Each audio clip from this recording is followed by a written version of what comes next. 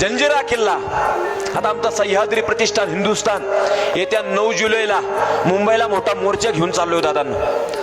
संपूर्ण सह्याद्री प्रतिष्ठान हिंदुस्थान आणि सकल हिंदू समाज जंजिऱ्याला आमची मुलं जातात, पण त्या जंजिऱ्यावरती दादांनो भगवा फडकवायला परमिशन भेटत नाहीये. दुर्दैव आहे, तोच शिवरायांचा महाराष्ट्र आहे, तेच गडकोट किल्ले आहेत, पण त्या जंजिऱ्यावरती दादांनो भगवा फडकायला परमिशन नाही.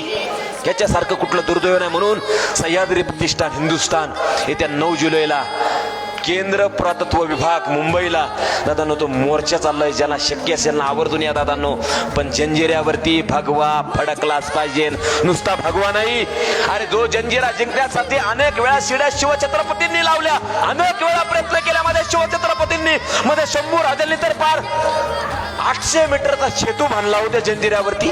आजही जा पदमदुर्गावरून तो सेतू आजही दिसतो. जंजिऱ्यावरती जा, जंजिऱ्यावरती गेल्यावरती सुद्धा दादांनो शंभू राजांनी प्रभू श्रीरामांसारखा बांधलेला सेतू आजही जंजिऱ्यावरून त्या ठिकाणी दिसतो. पण काही लोक आहेत तिथं, त्यांचीच लोक आहे, त्यांचीच लोक गाईड करतात.